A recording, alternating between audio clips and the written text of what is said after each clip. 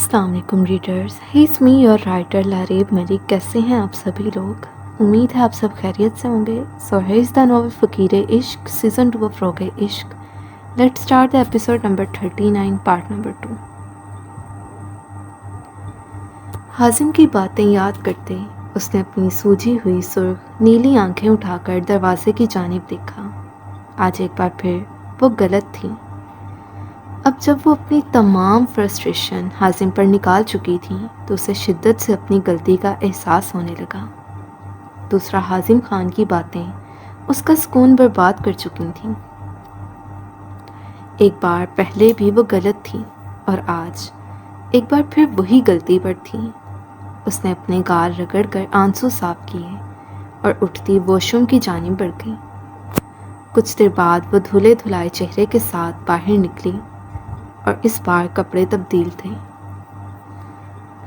उसका इरादा अब नीचे जाने का था क्योंकि आज शाम ही उन्हें हवेली के लिए निकलना था और अब तक तो बाकी सब भी आ चुके होते। सर पर दुपट्टा जमाए वो अपनी सुर्ख आंखों पर एक नज़र डाले कमरे से बाहर निकलती चली गई। तवक्का के ऐन मुताबिक बाकी सब भी रुखसती से वापस आ चुके थे। लो आ गई राइमा। अच्छा, आज ना जैसी भी आवाज़ है ना आपको बर्दाश्त करनी पड़ेगी क्योंकि ना मेरा गला बहुत एक्सट्रीम लेवल का ख़राब हुआ है। सो बर्दाश्त करें, कुछ नहीं होता। राइमा को सीढ़ियों से उतरता देख हानिया ने उसकी जानिब इशारा किया। राइमा बच्चे, हाजिम कहाँ है? शाम होने को है, अभी निकलेंगे तो रात तक हवेली पहुंच पाएंगे। दादी राइमा से मुखातिब हुए, पर उनके सवाल का जवाब राइमा के पास ना था क्योंकि वो नहीं जानती थी कि हाजिम खान कहाँ पर है। दादी, वो हाजिम। अस्सलाम वालेकुम। राइमा कुछ बोलती जब हाजिम ने दरवाजे से दाखिल होते सलाम किया। उसकी सर्द आवाज़ पर राइमा ने नज़रें उठाकर हाजिम की जानिब देखा जिसकी जानिब मतवज्जा ना था। चलें दादी, गाड़ियाँ तैयार हैं। हाजिम एक बार फिर गोया हुआ। हाजिम का अंदाज राइमा को चमकाने के लिए काफ़ी था। आज उसके लहजे में सख्ती वाज़िया थी। मैं शॉल लेकर आई। राइमा हाजिम की जानिब देखे गोया हुई, पर राइमा के बोलने को वो मुकम्मल नज़रअंदाज करता हारिस की जानिब बढ़ा। उसको करीब आते देख हारिस खामोशी से खड़ा हुआ और अपने कमरे की जानिब बढ़ गया। आ जाएं दादी, मैं इंतज़ार कर रहा हूँ।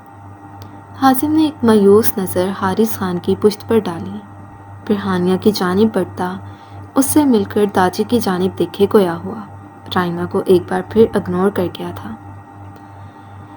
राइमा खामोशी से ऊपर बढ़ गई।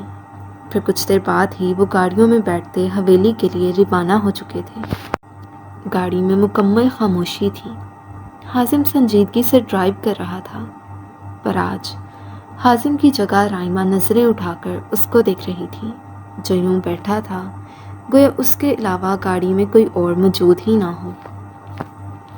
हाजिम, वो मध्यम आवाज़ में गोया हुई, पर हाजिम यूं कान लपेटे बैठा रहा जैसे उसने कुछ सुना ही ना हो। वो खामोश हो गई।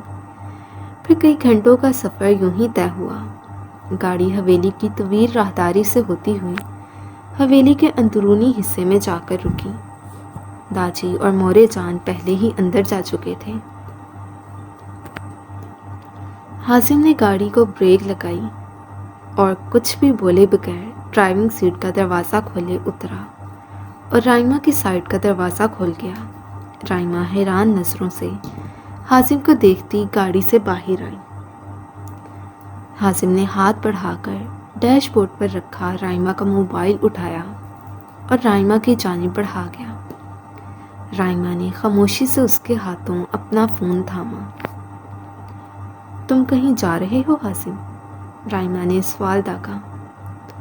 उसने एक नज़र राइमा की जानिब देखा, फिर नज़रें फेरता खामोशी से ड्राइविंग सीट पर जाकर विराजमान हुआ।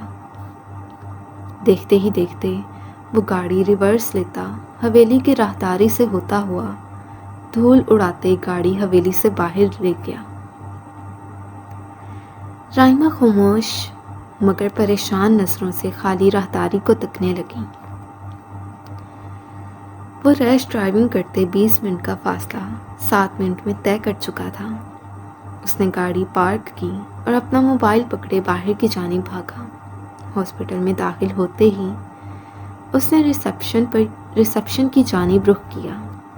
کچھ منٹ پہلے جس پیشنٹ کو لایا گیا ہے وہ کہاں ہے؟ سرخ آنکھوں سے لہجے میں بے حد اضطراب لیے وہ سوال کر رہا تھا۔ جن کا ایکسیڈنٹ ہوا ہے؟ ریسیپشنسٹ نے سوالیہ انداز میں پوچھا تو سعد کا سر مکانکی انداز میں اثبات میں ہلا۔ کافی سویر ایکسیڈنٹ ہوا ہے ان کا، شاید اب تک ان کی ڈیتھ بھی ہو چکی ہو۔ وہ لڑکی بولی نہیں تھی، سعد کے جسم سے روح کھینچ گئی تھی۔ شٹ اپ، بکواس بند کرو، سعد ببھر کر تھا رہا۔ سعد کے اس قدر اونچی بولنے پر جہاں وہ لڑکی ڈر کر پیچھے ہٹی تھی، وہیں ارد گرد کھڑے لوگ بھی ہراساں ہوتے سعد کو دیکھنے لگے تھے۔ سعد ایک قہر آلود نگاہ اس پر ڈالے نفی میں سر ہلاتا ہاسپٹل کے اندرونی حصے کی جانب بھاگا تھا۔ ہاسپٹل کی سرد راہداری سے گزرتے اس کی نظر دور کھڑے اریان پر پڑی تھی، جو آپریشن تھیٹر کے باہر کھڑا پریشانی سے چکر کاٹ رہا تھا۔ زویا روحان کے کندھے پر سر ٹکائے بری طرح سے سکنے میں مصروف تھی۔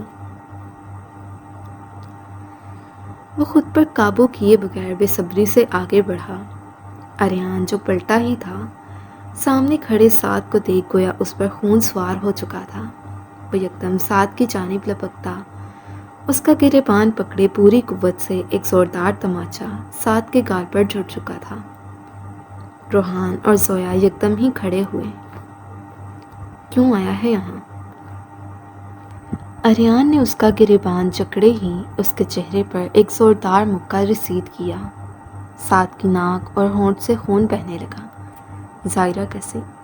نام مت لے بغیرت انسان، میری بہن کو موت کے منہ میں پہنچا کر بھی سکون نہیں ملا تجھے، جب یہاں میری بہن کی جان نکلنے کا تماشا دیکھنے آیا ہے۔ اریان پاگل ہو رہا تھا، اس کا بس نہیں چل رہا تھا وہ ابھی سعد ہمدانی کو موت کے گھاٹ اتار دے۔ اریان کیا کر رہے ہو؟ چھوڑو اسے۔ روحان جلدی سے آگے بڑھا اور اریان کو قابو کرنے کی کوشش کیے گویا ہوا۔ میں چھوڑوں گا نہیں ڈیڈ، میں اس بغیرت کو نہیں چھوڑوں گا۔ اریان نے ایک بار پھر اس کی جانب لپکنا چاہا۔ سعد سرخنم آنکھیں زمین پر گاڑے کھڑا تھا۔ اریان ایک بار پھر سعد پر چھپٹا تھا، جب روحان چیختا اس کو خود میں بھینچ گیا اور اریان ملک جو کب سے خود پر ضبط کے کڑے پہرے بٹھائے ہوئے تھا، باپ کا سینہ میسر آتے ہی تمام ضبط کھو گیا۔ ڈیڈ اس سے کہیں یہ چلا جائے یہاں سے، ورنہ میں اس کو قتل کر دوں گا۔ ڈیڈ اس کی وجہ سے، بس اس شخص کی وجہ سے میری بہن اندر پڑی زندگی اور موت کی جنگ لڑ رہی ہے۔ وہ جوان مرد اپنی بہن کی تکلیف محسوس کرتا روحان کے سینے سے لگا تڑپ رہا تھا۔ یہ نہیں لے کر آیا ڈیڈ، یہ دیکھیں۔ اریان نے اپنے خون سے رنگین ہاتھ آگے کیے جہاں خون کے دھبے سوکھ چکے تھے۔ یہ دیکھیں ان ہاتھوں سے جس سے میں اپنی بہن کو کھلاتا تھا، آج انہی ہاتھوں سے میں اپنی بہن کا خون سے لت پت مردہ وجود یہاں لے کر آیا ہوں۔ اریان کے باغی آنسو کالی خون چھلکاتی آنکھوں سے نکلتے اس کی بیڑ میں جذب ہوئے۔ روحان نے ہاتھ بڑھا کر اریان کی پیٹھ تھپکی اور سعد کی جانب بڑھا جو خالی نگاہوں سے روحان کو تک رہا تھا۔ روحان اس کے قریب آیا۔ روحان کے قریب آنے پر سعد نے یکدم روحان کا ہاتھ تھاما۔ انکل آئی سویئر، مجھے کچھ نہیں پتا تھا، میں پاگل ہو گیا تھا۔ ابھی وہ کچھ بولتا جب روحان نے ایک جھٹکے سے اپنا ہاتھ اس کے ہاتھ سے چھڑوایا اور کوٹ کی اندرونی جیب میں ہاتھ ڈالتا کچھ کاغذات نکال گیا۔ یہ عمار حمدانی کے خلاف کٹوائی گئی FIR ہے اور یہ عمار حمدانی کے خلاف دائر کیے گئے کیس کے پیپرز ہیں۔ ان کو دیکھو اور غور سے دیکھو، دونوں چیزوں پر حارث خان کے دستخط ہیں۔ جس بے قصور کو تم نے بدلے کی آگ میں جھلسا کر رکھ دیا ہے اس کا تو باپ بھی بے قصور ہے، روحان نم آواز سے گویا ہوا۔ سعد نے خالی نگاہوں سے پیپرز کھولے اور ہر جگہ پر روحان ملک کے نہیں حارث خان کے سائن تھے۔ سعد کو لگا وہ اپنے پیروں پر کھڑا نہیں ہو سکے گا۔ اکھڑتی سانسوں سے اس نے دیوار کا سہارا لیا۔ ایک ایک ظلم جو وہ اس نازک جان پر کر چکا تھا اس کے دماغ میں گھومنے لگا۔ بریکٹ ایک ہی زخم کتنی بار دیں گے؟ بریکٹ جب تک تم تڑپ تڑپ کر مر نہیں جاتی۔ مجھے نہیں پتا تھا مجھے تڑپتے ہوئے دیکھنے کا آپ کو اتنا شوق ہے۔ اگر اذیت کے دیکھنے کی آنکھ رکھتے تو ضرور دیکھ پاتے آپ کے عشق میں کتنا تڑپتی ہوں۔ میں ساختہ ہی اس نے اپنے بالوں کو جکڑا اور نم آنکھوں سے دیوار کے ساتھ لگتا نیچے بیٹھتا چلا گیا۔ آنسو اس کی سنہری آنکھوں سے یوں بہہ رہے تھے گویا کوئی چشمہ پھوٹ پڑا ہو۔ میں تمہارے آفس اسی لیے چکر لگاتا تھا کہ خدارا مجھے کچھ وقت دے دو تاکہ میں ثبوتوں کے ساتھ تمہیں بتا سکوں کہ میں بے قصور تھا۔ میری بیٹی بے قصور ہے۔ اس کی یہ غلطی بھی نہیں ہے کہ وہ روحان ملک کی بیٹی ہے۔ روحان کے بولنے پر زویا کی ہچکیاں ہاسپٹل کے سرد کوریڈور میں گونجنے لگیں۔ لیکن ہر بار تم مجھے گارڈ سے ذلیل کروا کر نکال دیتے تھے۔ ایک بے قصور معصوم لڑکی کو اپنے بدلے کی بھینٹ چڑھا کر اب تمہاری بدلے کی آگ ٹھنڈی ہو گئی ہوگی۔ میری بیٹی کا تو کوئی قصور نہیں تھا، ہاں، پر تم میری بیٹی کے قصوروار ٹھہرے ہو۔ اس کی روح کو چھلنی کرنے میں تم نے کوئی کسر نہیں چھوڑی۔ وہ روحان ملک کی بیٹی تھی سعد ہمدانی۔ تمہاری قید سے نکلنا اس کے لیے کوئی مشکل کام نہیں تھا، حتیٰ کہ ہم نے اس سے کہا تھا کہ ہم اسے واپس لے آتے ہیں، پر وہ ہمارے ساتھ آنے کے لیے رضامند نہ تھی۔ روحان بول رہا تھا اور سعد ہمدانی اپنے بال جکڑے تڑپ رہا تھا۔ اریان نے ایک تنفر زدہ سی نظر اس پر ڈالی، پھر روحان کے شانے پر ہاتھ رکھے اس کو سعد سے دور لے گیا اور سعد سرخ نم آنکھیں لیے بیٹھا فرش کو تکنے لگا۔ شہروز خان کی حویلی میں آج ہر طرف چہل پہل تھی۔ یوں محسوس ہو رہا تھا جیسے خوشبوؤں کا ایک سیلاب آیا ہو۔ ہر طرف گلاب کے پھولوں اور روشنیوں سے سجاوٹ کی بھرمار تھی۔ ارسلہ دھڑکتے دل اور پیلے پڑتے چہرے کے ساتھ بیڈ پر بیٹھی مسلسل اپنے ٹھنڈے پڑتے ہاتھوں کو مسر رہی تھی۔ شہروز خان کے کہے کے مطابق آج اس کو ولی خان کی شریک حیات کے طور پر علاقے کے لوگوں سے متعارف کروانا تھا، اسی لیے وہ ایک روایتی لباس میں ملبوس تھی۔ جہازی سائز بیڈ پر بیٹھے وہ بے انتہا گھبرا رہی تھی جب ایک جھٹکے سے دروازہ کھلا۔ زرمینے کے ساتھ کچھ ملازمین اندر داخل ہوئیں۔ ارسلہ بے اختیار کھڑی ہوئی۔ ماشاءاللہ، آپ اب تو بہت پیاری لگ رہی ہیں، زرمینے ارسلہ کو دیکھتے گویا ہوئی۔ گہرے لال رنگ کی میکسی تھی جو گلے سے لے کر پیروں تک بھاری نگینوں کے کام سے بھری پڑی تھی۔ دوپٹے کا بارڈر اتنا بھاری اور کامدار تھا کہ وہ بامشکل ہی اسے سر پر ٹکائے ہوئے تھی۔ گہرے لال رنگ کی لپسٹک اس کے چہرے پر جچ رہی تھی۔ اس پر لدا سونے کا زیور، پیٹ تک جاتی مالا، سر پر سجائی گئی ماتھا پٹی اور ہاتھوں میں پہنی گئی بھاری خاندانی کنگن کمال کر رہے تھے۔ چلیں، مورے جان انتظار کر رہی ہیں۔ زرمینے آگے بڑھتی ارسلہ کا مختلف بیش قیمتی انگوٹھیوں سے سجا ہاتھ پکڑے گویا ہوں۔ ارسلہ نے اسپات میں سر ہلایا۔ زرمینے کے اشارہ کرنے پر کچھ لڑکیاں آگے بڑھتیں اس کی بھاری بھرکم میکسی پکڑے اس کو چلنے میں مدد دینے لگیں۔ وہ زرمینے کا ہاتھ پکڑے احتیاط سے سیڑھیاں اترے نیچے آئی جہاں ولی خان کی والدہ کھڑی تھیں۔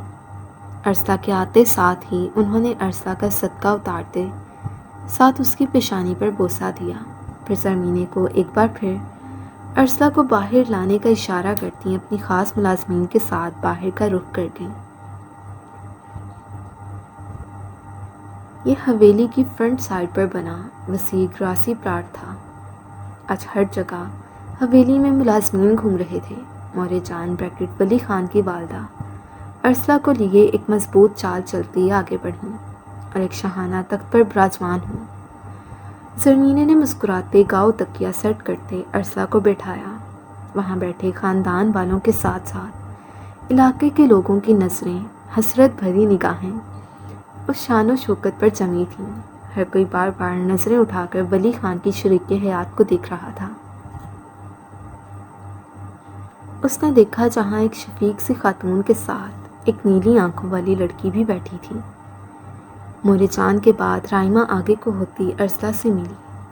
کل رات کا حازم خان حویلی نہیں آیا تھا اور صبح اسے موری جان سے پتہ چلا تھا کہ حازم ڈیرے پر موجود ہے۔ موری جان کے کہنے پر وہ بے دلی سے شہروز خان کی حویلی آنے کے لیے تیار ہو چکی تھی اور اب وہ یہاں موجود تھی۔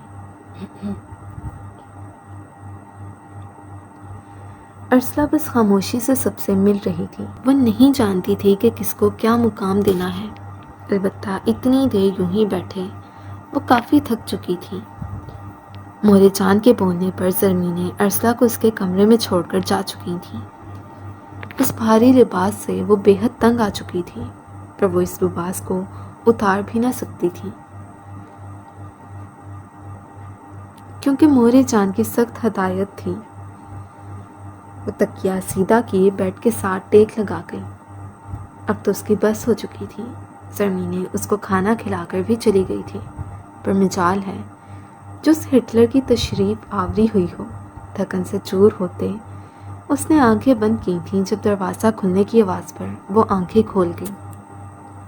نظریں سیدھا دروازے کو بند کرتے ولی خان سے ٹکرائیں، جو کلف لگے شلوار قمیض میں بھورے رنگ کی شال اپنے کندھوں پر ڈالے، پشاوری چپل اپنے پیروں میں پہنے آج اپنے صحیح حلیے میں کھڑا تھا۔ ولی مڑا۔ پل بھر کے لیے تو اس کی عیش ہیزل آنکھیں ارسلہ پر جم کر رہ گئیں۔ اس روایتی لباس اور حلیے میں وہ سیدھا ولی خان کے دل میں اتر رہی تھی۔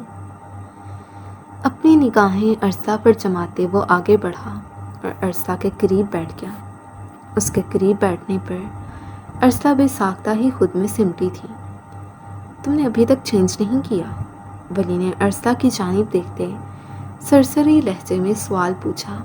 اس کا لہجہ تو معمول کے مطابق تھا، پر اس کی آنکھیں، ان حسین آنکھوں کی تپش جو ارسلہ کے چہرے کے ایک ایک نقش کا طواف کر رہی تھی، ارسلہ کے بوکھلانے کا سبب بن رہی تھی۔ جی آنٹی، میرا مطلب موری جان نے منع کیا تھا۔ ارسلہ تیزی سے بولتی اپنا جملہ درست کر گئی۔ اس کی حرکت پر ولی کے لب مسکرائے تھے۔ اگلے ہی پل وہ سنجیدہ ہوتا ارسلہ کو دیکھنے لگا۔ چینج کر لو، پتہ نہیں کتنی دیر سے یوں ہی بیٹھی ہو۔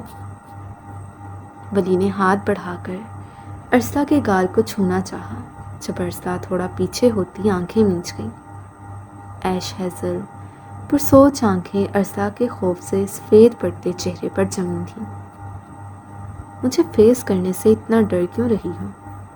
ولی نرمی سے گویا ہوا اور اپنا بھاری ہاتھ ارسلہ کے گال پر رکھ گیا۔ ارسلہ کے گلے میں گلٹی ابھر کر معدوم ہوئی۔ آنسوں کا پھندا بری طرح اس کے گلے میں اٹکنے لگا۔ کل بھی تم میرے روم میں آنے سے پہلے سو گئی تھی۔ ولی نرمی سے اس کا گال سہلائے استفسار کر رہا تھا، اور ارسلہ کی سرخ ہوتی اور ارسلہ کی آنکھیں سرخ ہوتی جا رہی تھیں۔ اچھا بعد میں بتانا، پہلے اپنا ڈریس چینج کرو، پتہ نہیں کب سے یوں ہی انکمفرٹیبل بیٹھی ہو۔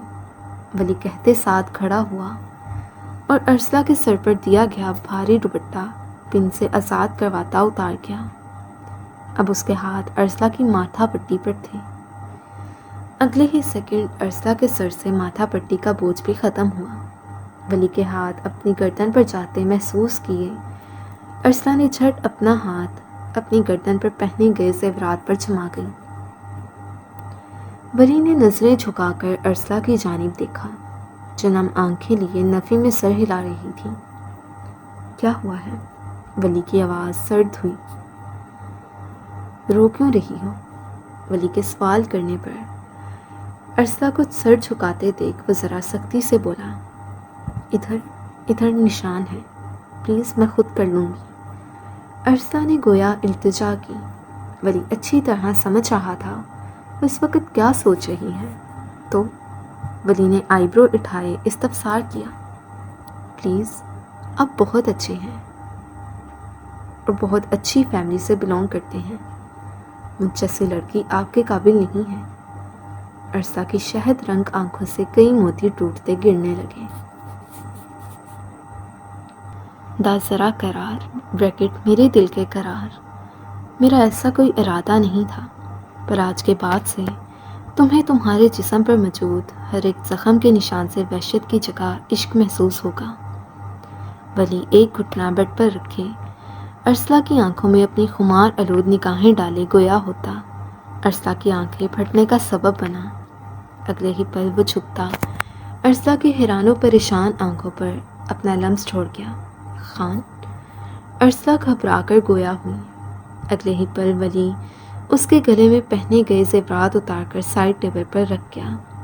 گہرے زخموں کے نشان ارسلہ کی گردن پر بڑے واضح تھے۔ ولی جھکتا اس کی گردن پر موجود زخموں کے نشانات پر اپنے لمس کی مرہم رکھنے لگا۔ خان پلیز، میں آپ کے قابل نہیں، ارسلہ سسکی تھی۔ آئی ایم شور آج کے بعد یہ بات تم دوبارہ نہیں دہراؤ گی۔ ولی نے ایک جھٹکے سے ارسلہ کی کمر میں ہاتھ ڈالتے اس کو بیڈ پر لیٹایا اور خود اس کو اٹھنے کا موقع دیے بغیر اس پر سایہ فگن ہوتا اس کی پیشانی چوم گیا۔ ارسلہ نے اپنی آنکھیں میچیں۔ ولی اس کے چہرے کے ایک ایک نقوش کو چومتا، اس کی گردن اور بازوؤں پر داغے گئے سگریٹ کے نشانات اور ہنٹر مارنے پر زخموں کے نشانات پر اپنی مرہم رکھتا جا رہا تھا۔ ولی پلیز، آئندہ ایسے نہیں کہوں گی۔ یہ ولی خان کی گستاخیاں ہی تھیں جو ارسلہ اپنی بات سے انکاری ہو چکی تھی۔ پر ولی خان آج اس رشتے کو پایہ تکمیل پہنچا دینا چاہتا تھا، سو اس کے کپ کپاتے لب اپنی گرفت میں لیتا اس کے مچلتے وجود کو اپنی نرم گرفت میں لے گیا۔ ایک دردناک زندگی کے بعد اب ایک حسین صبح ارسلہ فاخر کی منتظر تھی۔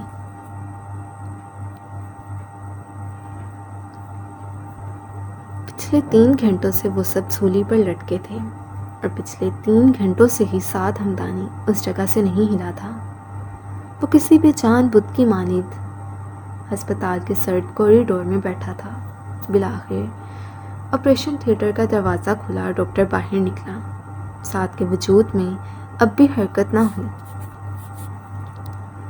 کیا اس سے عشق کا دعویٰ کرنے والی اس کو تنہا چھوڑ کر بنا کسی معافی کا موقع دیے چلی گئی تھی؟ یہ سوچ ہی کتنی سوانح روح تھی۔ سعد کے دل میں یکدم ٹیس اٹھی۔ اس نے اپنا ہاتھ اپنے دل کے مقام پر رکھا۔ آنکھیں خشک تھیں، پر ان سنہری آنکھوں میں موجود اذیت ادھر سے گزرتے ہر شخص کا دل دہرا رہی تھی۔ برین اینڈ لیگز میں میجر انجریز ہیں، ہم اپنی پوری کوشش کر چکے ہیں، باقی 100 میں سے صرف 5% چانسز ہیں کہ پیشنٹ سروائیو کریں، باقی آپ دعا کریں اللہ خیر کرے گا۔ پیشنٹ کی کنڈیشن کافی سیریس ہے، خود کو مینٹلی پریپیئر رکھیے گا، ڈاکٹر پروفیشنلی انداز میں کہتا آگے بڑھ گیا، جبکہ وہاں کھڑے ہر شخص کے پیروں تلے سے زمین کھینچ گیا تھا۔ روحان، یہ کیا کہہ رہے تھے؟ میری زائرہ؟ زویا شدت سے ہچکیاں بھرتے گویا ہوئی۔ سعد لڑکھڑاتے قدموں سے دیوار کا سہارا لیے کھڑا ہوا۔ ایک نظر اس نے ICU کی جانب دیکھا۔ جب اس کی نظر زائرہ کے وجود پر پڑی جو پٹیوں میں جکڑی مشینوں کے درمیان لیٹی تھی، کالی کانچ سی آنکھیں جن میں ہر وقت شرارت چمکتی تھی آج وہ آنکھیں بند تھیں۔ سعد نے دروازے میں موجود چھوٹے سے شیشے پر اپنا ہاتھ رکھا۔ اگلے ہی پل وہ اپنا وجود گھسیٹتے لڑکھڑاتے قدم لیتا باہر کی جانب بڑھ گیا۔ سعد رات کا گیا ہوا تھا اور اب صبح ہو رہی تھی، لیکن وہ عالیہ بیگم کے پاس واپس نہیں آیا تھا۔ عالیہ بیگم کو چونکہ ہاسپٹل میں رہنا سخت عذاب لگ رہا تھا تو وہ زینیا کو کال کیے اس کو ہاسپٹل برواتی گھر جا چکی تھیں۔ سعد کو انہوں نے کئی بار کال کی تھی پر سعد ان کی کال پک ہی نہیں کر رہا تھا۔ السلام علیکم سر، میم ہاسپٹل سے گھر آ گئی ہیں۔ سعد نے گھر میں داخل ہوتے سیدھا اوپر کا رخ کرنا چاہا پر زینیا کے بولنے پر وہ رکا، پھر اسبات میں سر ہلائے ایک بار پھر سیڑھیوں کا رخ کرنے لگا۔ سر میم نے کہا تھا آپ جب بھی آئیں ان سے لازمی مل لیجیے گا۔ زینیا کے بولنے پر بس اس نے سرخ ہوتی انگارہ آنکھوں سے اس کی جانب دیکھا، پھر خاموشی سے عالیہ بیگم کے کمرے کی جانب بڑھ گیا۔ عالیہ بیگم نے بریک فاسٹ کرنے کے بعد اپنے ہاتھ میں موجود چند ایک گولیاں کھاتی پانی کے گھونٹ بھر رہی تھیں جب ایک جھٹکے سے دروازہ کھلا اور سعد اندر داخل ہوا۔ سعد کو اندر آتے دیکھ عالیہ بیگم نے گلاس سائڈ ٹیبل پر رکھا اور سعد کی جانب دیکھنے لگی جو بکھرے بالوں ستے ہوئے چہرے کے ساتھ کھڑا تھا۔ سنہری آنکھیں سرخ سوجی ہوئی تھیں۔ وہ شکستہ چال چلتا عالیہ بیگم کے قریب جا کر بیٹھا۔ سعد، کیا اپنی ماں کو معاف نہیں کرو گے؟ عالیہ بیگم کی آواز میں نمی واضح محسوس ہو رہی تھی۔ آپ سے کیا گلہ کروں ماما، مجھے تو خود سے ہی بہت شکوے ہیں۔ سعد بولا تو اس کی آواز بے حد بھاری ہو رہی تھی۔ سعد، ظاہرہ کہاں گئی ہے؟ زینیا نے مجھے بتایا ہے وہ بہت روتے ہوئے گھر سے نکلی تھی۔ مجھے نہیں پتا تھا ایک بیٹے کی نظر میں باپ کے لیے عزت برقرار رکھنا اتنی بڑی غلط فہمی پیدا کر دے گا۔ میں نہیں چاہتی تھی کہ اپنے باپ کی اصلیت جان کر عمار ہمدانی کا بیٹا اس کی قبر پر فاتحہ بھی نہ پڑھنے جائے۔ عالیہ بیگم اب باقاعدہ رونے لگی تھیں۔ نہیں ہے وہ میرا باپ مما، بلکہ میں نے اپنے عمل سے ثابت کر دیا کہ میں اسی کا بیٹا ہوں۔ باقی شفاف موتی ٹوٹ کر بکھرنے کو تیار تھے۔ میں مما جان جانتی ہیں میں نے کیا کیا؟ سعد عالیہ بیگم کی طرف دیکھتے گویا ہوا۔ اس وقت وہ بالکل کوئی پاگل شخص لگ رہا تھا۔ میں اسے تکلیف دیتا رہا، اس ہاتھ سے اس کو مارا، اس کے گال پر تھپڑ مارے۔ اس کو اتنی تکلیف ہوتی ہوگی۔ وہ کہتی رہی آپ جھوٹ بولتے ہیں، آپ مجھ سے نفرت نہیں کرتے۔ میں بھی جانتا تھا ماما میں اس سے نفرت نہیں کرتا، وہ تو ہے ہی محبت کے قابل، چھوٹی سی پیاری سی شرارتی سی۔ سعد کی آنکھوں سے آنسو ٹوٹتے اس کی بیڑ میں جذب ہونے لگے۔ آپ کو پتہ ہے میں نے اس کو سگریٹ سے جلایا تاکہ وہ مجھ سے نفرت کرے، پر وہ پھر بھی مجھ سے نفرت نہیں کر پائے۔ اور آپ کو پتہ ہے میں نے پھر کیا کیا؟ سعد پاگل ہوتا یکدم عالیہ بیگم کے دونوں ہاتھ تھام گیا۔ آپ کو پتہ ہے میں نے اس نازک جان پر آخری بار کیا، اس کو 2 بار، پورے 2 بار طلاق دے دی۔ سعد کی بات سن کر جہاں عالیہ بیگم سکتے میں گئی تھیں وہیں سعد اب دونوں ہاتھوں سے بال چکڑے رو رہا تھا۔ ماما دیکھیں میں وہ شخص ہوں جس نے اپنے ہی ہاتھوں اپنی محبت کا قتل کیا ہے، اپنی ہی جان کو اذیتیں دی ہیں۔ میں چاہتا تھا وہ مجھ سے نفرت کرے، میں ہر حد پار کر گیا۔ سعد اس قدر اذیت سے تڑپ رہا تھا کہ عالیہ بیگم آگے بڑھتی اس کو تھام گئی۔ سعد نے ڈھال ہوتا عالیہ بیگم کی گود میں سر رکھے ضبط کھوتا بلکنے لگا۔ سعد معاف کر دو اپنی مما کو، ساری میری غلطی ہے، مجھے بہت پہلے سچائی بتا دینی چاہیے تھی۔ میرے وہم و گمان میں بھی نہ تھا کہ اپنے شوہر کے عیبوں پر پردہ ڈالنے سے یہ سب ہو جائے گا۔ عالیہ بیگم نے اپنے لب سعد کے سر پر رکھے۔ ماما اس کا ایکسیڈنٹ ہو گیا، میری وجہ سے اس کا ایکسیڈنٹ ہو گیا۔ ڈاکٹرز کہتے ہیں آپ ہر حالات کے لیے خود کو مینٹلی تیار رکھیں۔ سعد بلکتے ہوئے گویا ہوا۔ عالیہ بیگم کو ایک دوسرا جھٹکا لگا تھا، ظاہرہ کا ایکسیڈنٹ ہو گیا تھا، یا خدا۔ عالیہ بیگم سکتے سی کیفیت میں بس اتنا ہی بولی، الفاظ گویا ختم ہو چکے تھے۔ ماما، سعد ہمدانی کی کھوکھلی نفرت کی عمارت پورے قد سمیت مسمار ہوتی زمین بوس ہو گئی ہے۔ دعا کرے نا وہ مجھے چھوڑ کر نہ جائے۔ میں آگے ہی اسے خود سے بہت دور کر چکا ہوں۔ میرے ہاتھ میں کچھ نہیں آیا ماما، میں خالی ہاتھ رہ گیا۔ بچپن سے یتیمی کی زندگی گزاری اور اب میں محبت سے محرومی کی زندگی گزاروں گا۔ اس کے بولنے پر عالیہ بیگم کا دل جیسے کسی نے پیس کر رکھ دیا تھا۔ کتنی اذیت تھی اس کے لہجے میں، یہ وہ بذات خود عالیہ بیگم یا اس کا خدا ہی جانتے تھے۔ نہیں ماما پلیز، میں گناہ گار ہوں، میں بہت گناہ گار ہوں، پر خدا را آپ دعا کریں وہ مجھے چھوڑ کر نہیں جائے۔